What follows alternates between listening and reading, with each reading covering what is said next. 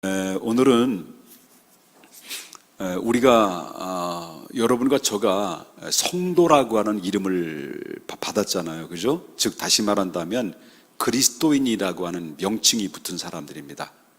그러니까 우리 그리스도인, 성도가 됐다는 것과 안 됐다라는 것은 정말 엄청난 차이가 난다는 겁니다. 지금은 몰라요. 내가 성도가 된 것과 성도가 되지 않은 것과의 차이는 잘 모릅니다.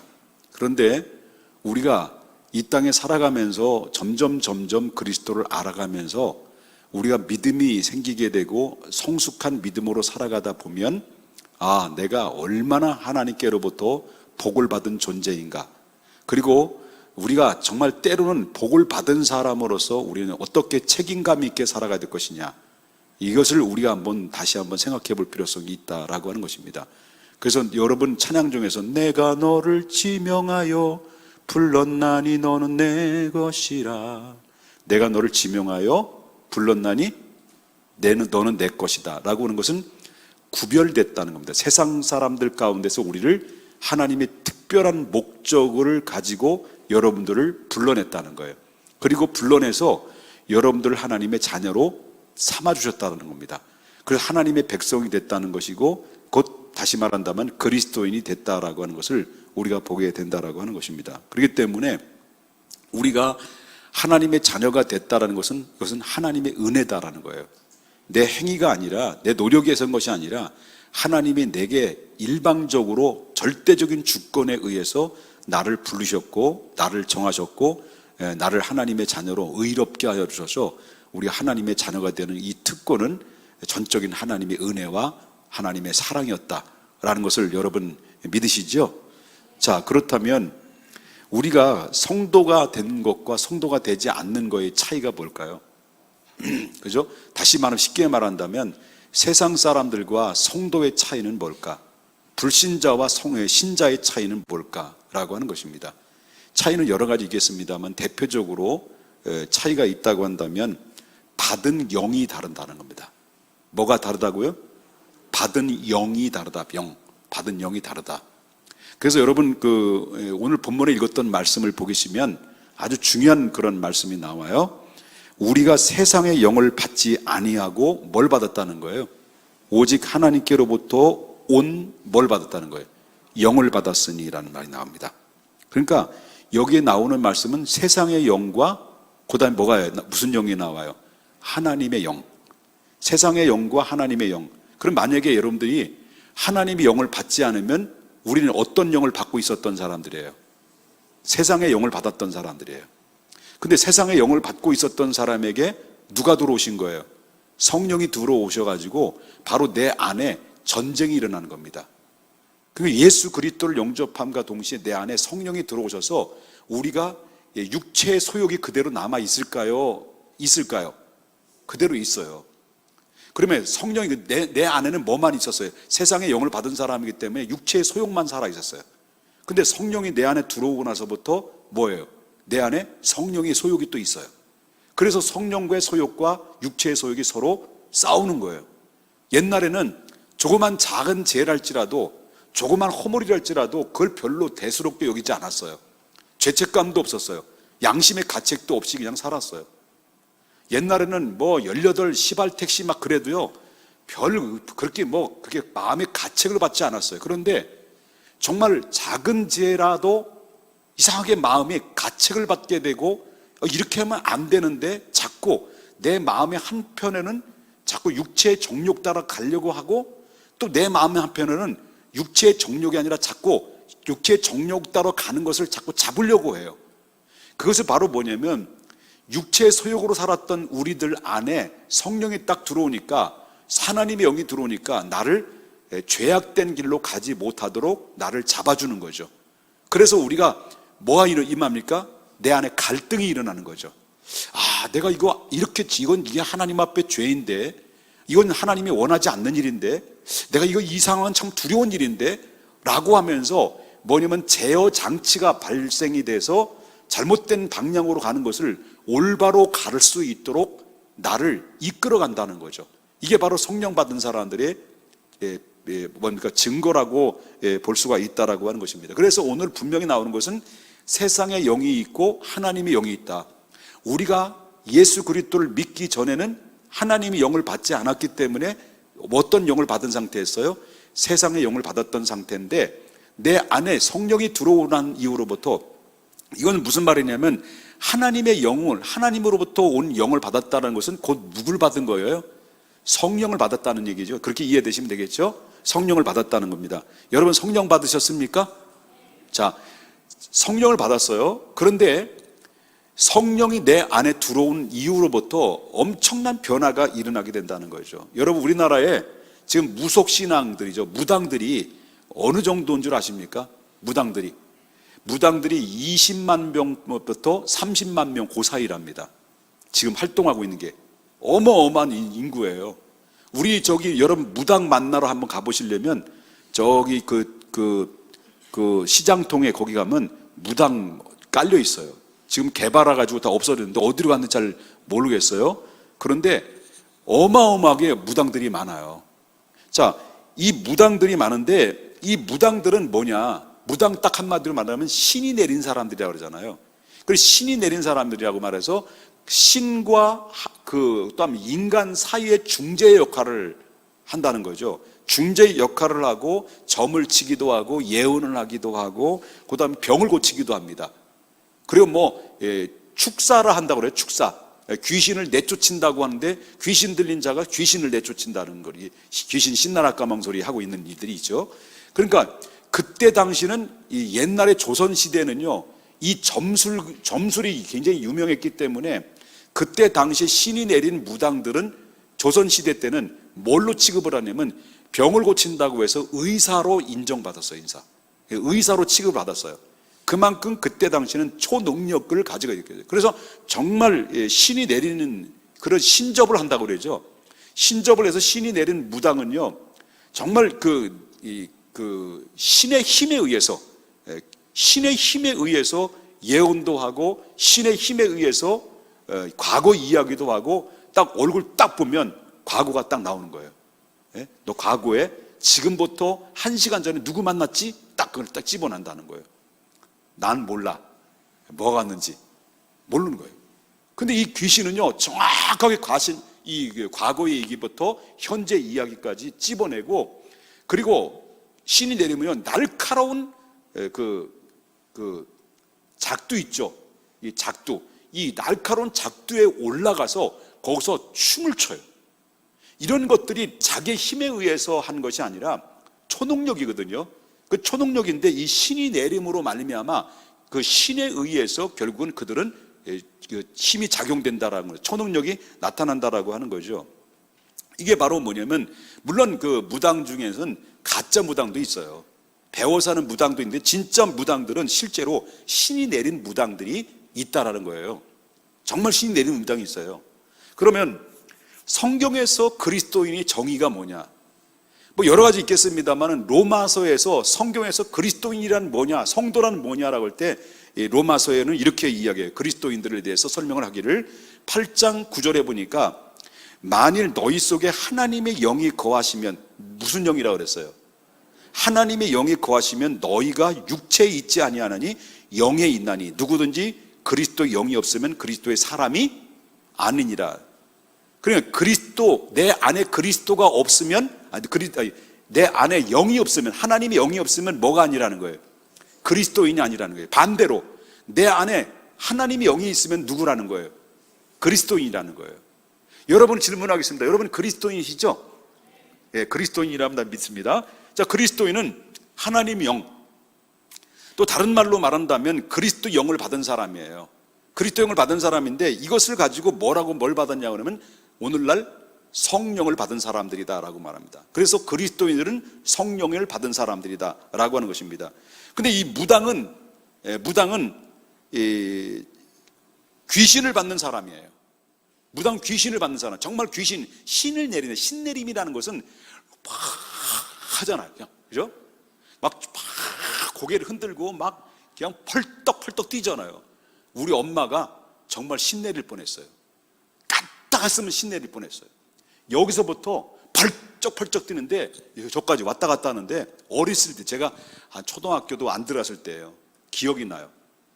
얼마나 제가 머리가 좋은지 그때 당시를 다 기억한다니까요. 그러니까 여기부터 저까지 막 펄쩍 뛰는데 우리 엄마가요, 야, 이게 정말 그게 신 내리는 거다라고. 그러다가 내가 주의 종 어렸을 때부터 하나님이 다 이렇게 예정해줘가지고 하나님이 다 막아주신 것 같아요. 그런데 신 내림, 그럼 신 내렸는데 그 신 내림이 바로 뭐냐? 무당이 신 내린 것은 성령일까요? 귀신일까요? 귀신이에요. 분명한 그 귀신이 내리는 거예요. 귀신에 의해서 이루어지는 것입니다. 그래서 신 내린다는 것은 귀신 들렸다 이렇게 얘기합니다. 귀신의 힘에 의해서인데요. 그래서 성령 받은 사람은 그렇지 않다라는 거죠. 이 무당은 신 내린 과정을 통해서 과정이라는 것은 성령 받은 사람의 과정과 신 내리는 사람의 과정은 어떻게 다를까? 무당은 대부분 뭐를 통해서 신을 내리냐면요, 병을 알아요. 병을 시름시름 다 주고 가요. 시름시름 다 주고 가가지고 아무래도 병원에 가도 약이 없어요. 처방이 안 나와요. 그래 아무리 애를 써도 안 나오는 거예요. 근데 신이 병을 통해서 신이 내려가지고 결국 귀신에 의해서 사로잡히는데, 그런데 그리스도인들은 뭐를 통해서 와요? 성령을 통해서 온다라고 하는 것입니다. 그 성령께서 이제 성령은 어떻게 들어오냐는 거예요. 그렇다면 막 귀신은 무당의 신 내리는 것은 병을 앓고, 그래서 커다란 문제가 발생된 이후로부터 어쩔 수 없이 너 팔자는 무당으로 가야 될 팔자다라고 몰아서 결국은 신이 내림을 통해서 귀신 받아서 귀신의 힘에서 무당되는데, 우리 성령 받는 사람들은 어떤 과정에서 성령이 들어올까요? 여러분 사도행전 2장 28절에 2장 38절에 보게 되면 베드로가 설교와 중에서 회개하는 자들에게 우리가 어떻게 하면 좋겠냐라고 질문할 때 베드로가 그 유대인들을 대상으로 뭐라고 얘기했어요? 이르되 너희가 뭐하여 회개하여 각각 누구의 이름으로? 예수의 이름으로 세례를 받고 제사함을 받아라. 그리하면 뭘 받는다라는 거죠? 성령의 선물로 받는다. 그러면 성령의 선물로 받는 것은 무엇을 통해서 어떤 통로를 통해서 받습니까? 하나님의 말씀을 듣고, 그리고 어떻습니까? 회개라는 것을 통해서 세례를 받고 그리스도를 나의 주로 받아들일 때, 그때 내 안에 누가 들어오시는 거예요? 성령이 들어오시는 거예요. 그래서 예수 그리스도를 믿음과 동시에 내 안에 누가 들어오는 거예요? 성령이 들어오는 거예요. 믿습니까? 그래서 여러분 고린도전서 12장 3절에 누구든지 성령이 아니면은 그리스도를 주라 시인하지 못한다라고 했습니다. 그렇기 때문에 내가 주님이라고 부를 수 있게 된 것은, 내가 주님을 믿게 된 것은 성령을 통해서 내가 주님을 주라고 시인할 수 있는 그런 은혜를 입게 됐다라고 하는 것을 우리가 보게 된다는 거죠. 그래서 이제는 로마서 8장 15절에 보니까 이제는 종의 영이 아니라 양자의 영을 받았다는 그걸 가지고, 성령을 받은 사람을 양자의 영을 받았다. 그래서 우리는 자격이 없는 자였습니다. 원래는 우리 고아였습니다. 원래는 우리 사망의 음침한 골짜기로 갈 수밖에 없는 세상의 영을 받아서 심판의 대상이었습니다. 그런데 하나님이 우리를 불쌍히 여기시고 긍휼히 여기셔서 너무 안타까운 거예요. 그래서 우리를 많은 고아처럼 있는 사람들 중에서 하나님이 지명한 거예요. 당신의 그 기쁘신 뜻대로 부르신 거예요. 부르셔가지고 저와 여러분이 뭐가 된 거예요? 하나님이 영을 주셨는데 말씀을 통해서 회개시키고 그리고 세례받게 하고 주님을 받아들임에 따라서 저와 여러분이 누구를 받았냐면 양자의 영을 받았다, 하나님의 영을 받았다라는 것을 우리가 보게 된다는 거죠. 그래서 무당한 신내림을 받는다면 그때부터 점점 누구를 닮아갑니까? 무당이 신내림은 누구 닮아가는 거예요? 그때부터 귀신을 닮아가는 거예요. 놀랍게도 신이 딱 내리게 되면 이게 무당들이 신을 내려서 신이 내리고 난 다음부터는 뭐냐면 이 가짜 무당 말고요, 신이 정말 내리고 난 그때부터는 누구를 닮아가냐면 서서히 귀신을 닮아가게 됐습니다. 그래서 귀신을 힘입어서 점을 치고 귀신을 힘입어서 날카로운 그 작두 위에 올라가서 춤을 추고 귀신에 힘입어서요 엄마의 목소리를 내요. 정말 사랑하는 민재야. 그러면 그때 막 녹아나는 거지. 막 사랑하는 혜인아. 그러면요 녹아나는. 엄마 여기 있어요? 말이 그렇다는 거예요. 예? 그러면요 여태까지 부모한테 효도를 잘못해가지고 그래가지고 마음 아파 있는데 부모의 엄마의 목소리를 딱 내가지고 사랑하는 혜인아 하면 그러면요 하고 통곡하고 막 뒤집어 난리 나죠. 떼굴떼굴 굴르죠. 이거 바로 뭐냐면 목소리를 그대로 표현하는 것도 누구의 힘일까요? 귀신의 힘이에요. 많이 보잖아요. 가끔마다. 많이 보는 게 아니라 가끔마다 보잖아요. 그리고 그뿐만 아니에요. 뭐 별소리 짐승의 소리도 내기도 하고 또 외삼촌 목소리도 내기도 하고 저는 직접 외삼촌 목소리를 내는 것을 지금 들었어요. 너 누구냐 물어봤더니 정말 외삼촌인데 그때부터 개거품을 물면서 죄송합니다. 용서해 주십시오. 개띠해라고 그래서 막 개거품을 막 물면서요 외삼촌 목소리를 그대로 나로 16살짜리 고등학생이 그대로 내더라고요. 개거품에서. 그래서 정말 외삼촌 목소리냐 그렇다는 거예요. 야, 귀신들이 정말 귀신 같더라고요. 자, 그런데 이런 행위는 모두 어떤 행위일까요? 성령에 주셔서 얻어지는 행위가 아니라 귀신의 행위예요. 귀신에 사로잡혀서 하는 행위예요. 정말 귀신 들린 무당이라고 한다면 그렇다는 거예요. 자, 우리가 꼭 알아야 될 것은 우리가 귀신의 영이나 세상의 영을 받지 않고는 절대로 천국에 들어갈 수 없다라는 겁니다. 천국에 들어갈 수 없다.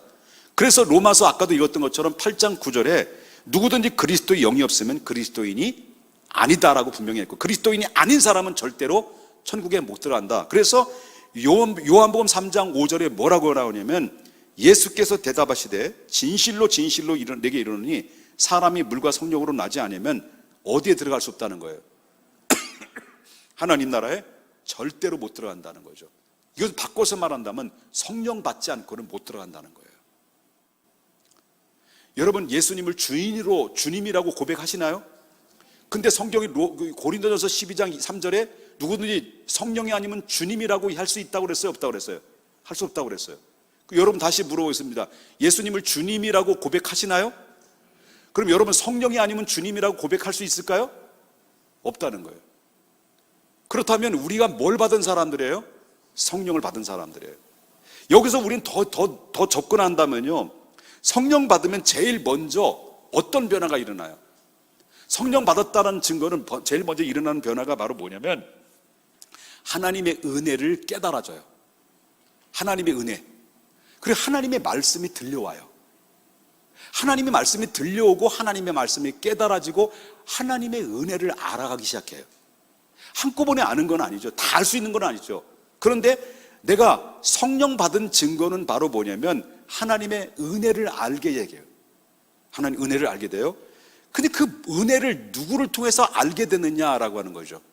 물론 하나님의 말씀을 듣는다고 해서 하나님의 말씀을 아무리 잘 증거해도 그 말씀의 은혜를 못 받는 사람 못 받는 것이고 못 깨닫는 사람 못 깨닫는 거잖아요. 안 들리는 사람 안 들리는 거잖아요. 근데 성령 받은 사람은 들린다는 거예요. 성령 받은 사람은 깨달아진다는 거예요. 성령 받은 사람은 깨달아진 게 은혜로 다가온다는 거예요. 이게 성령 받은 사람의 증거라는 거예요. 여러분 그런 마음이 있으세요? 자, 그렇다면 요한복음 예수님이 말씀하셨죠. 제자들이 주님이 십자가에 못 박혀 돌아가시기 직전에 제자들을 불러놓고 예수님이 십자가의 고난을 당하셔서 이제 가실 것이다 라고 말씀하셨어요. 그리고 나서 예수님께서 내가 아버지께로 가는 것이 너희들의 유익이다 라고 하면서 내가 올라가는 대신 누구를 보내준다고 그랬습니까? 보혜사 성령님을 보내주겠다. 이걸 약속했어요. 이것이 바로 요한복음 16장 7절부터 8절에 나오는 얘기죠. 자, 이제 8절에 나오는 말씀을 보게 되면 뭐라고 합니까? 그가 와서, 그가 누구예요? 성령이죠. 성령이 와서 우리를 향해서 어떻게 우리를 변화시켜 주느냐. 첫 번째 뭐에 대해서? 죄에 대해서. 두 번째 뭐에 대해서? 의에 대해서. 세 번째 심판에 대해서. 그 다음에 뭐예요? 세상에 대해서 책망한다 그랬습니다. 이 성령께서 하시는 일은 첫 번째로 바로 뭐냐면 우리 죄를 깨닫게 한다는 거예요. 우리 죄를. 하나님의 말씀을 들을 때 우리가 전혀 몰랐는데 자꾸 하나님 말씀을 듣다 보니까 내가 하나님 앞에 원래 죄인이었구나. 이 죄라는 문제를 서서히 깨닫기 시작하면서 하나님의 죄인은 반드시 하나님의 은혜가 아니면 안 되는구나. 하나님이 인도 아니면 안 되는구나. 하나님이 나를 불쌍히 여기지고 하나님 나를 붙잡아 주시면 안 되는구나. 이런 사모함이 생기기 시작하는 거죠. 죄를 깨닫고 그 다음에 회개가 들어가기 시작하면서 하나님의 은혜에 대한 갈망함이 생기면서 그러면서 예수님의 영이 내 안에 들어오기 시작한다는 거죠. 그래서 성령께서 첫 번째 하는 것은 바로 뭐냐면 자신의 죄인이라는 것을 먼저 인정하게 만들어요. 그리고 하나님의 은혜를 절대로 하나님의 은혜가 아니면은 이거 다시 바꿔서 말한다면 내가 죄인이라는 것을 인정하지 않으면 하나님의 은혜를 절대로 깨달을 수가 없어요. 내가 하나님 앞에 죄인이라는 것을 알게 되고 깨닫게 되면 그때부터 뭐가 오는 거예요? 하나님의 은혜가 오는 거죠. 하나님의 은혜가 말씀이 깨달아지는 거죠. 이 은혜의 경험이 없다고 한다면 아직도 나는 그리스도인이 아닐 수 있다는 거예요. 그러면 여기서 끝나는 거냐? 여러분, 죄를 깨닫고 회개하고 주님을 받아들이면서 그때 동시에 내 안에 성령이 들어오면은 이제 예수님이 진짜 성령을 받은 사람인지 성령 받지 않은 사람인지 뭘 보면 안다는 거예요. 예수님께서 말씀하신 거는 그 열매를 보면 안다는 거예요. 아, 이 사람이 성령 받은 사람이냐 못 받은 사람이냐 뭘 보면 안다고요? 성령 보면 안다. 성령. 열매를 보면 안 된다 그렇습니다. 예수님께서 마태복음 7장 18절에 말하기를 뭐라고 말하냐면 좋은 나무에서 어떤 열매가 맺는다고 그랬습니까? 좋은 열매를 맺는다는 거죠. 나쁜 나무에서는 절대로 좋은 열매를 맺을 수가 없다라는 얘기를 했어요. 내가 성령 받는 사람이 되었다는 것은 내 안에 변화가 일어났느냐 안 일어났느냐가 중요한 거예요. 정말 변화가 일어났느냐. 내가 예수 그리스도를 믿고 성령 받았는데 옛날에는 용서하지가 안 돼. 용서가 안 됐어요. 그렇게 미움 대상자들이 많았어요. 조금만 감정만 건드려도요 마음이 상했어요. 근데 예수님을 믿고 성령 받고 난 이후로부터 자꾸 마음속에 미움의 감정이 다 사라지는 건 아니에요. 한꺼번에 사라지는 건 아니잖아요. 점점 사라지면서 용서하는 마음이 생기기 시작해요. 그리고 자기 자신도 모르게 뭐냐면 내가 여태까지는 예수 믿기 전에는 세상의 영혼을 받고 있는 가운데 있었을 때는 하나님의 영을 받았다고 하는 사람들을 볼 때 불쌍한 마음이 생긴 거예요. 불쌍한 마음이 생겨요. 정말 가르내고 저들이 무슨 재미로 무슨 낙오로 예수를 믿냐 라고 생각했는데 내 안에 성령의 은혜를 받고 하나님 용서함 받고 성령의 안에 내 안에 들어오고 난 이후로부터 어떤 변화가 있느냐면 저 예수 안 믿는 사람들에 대한 불쌍한 마음이 생기는 거죠.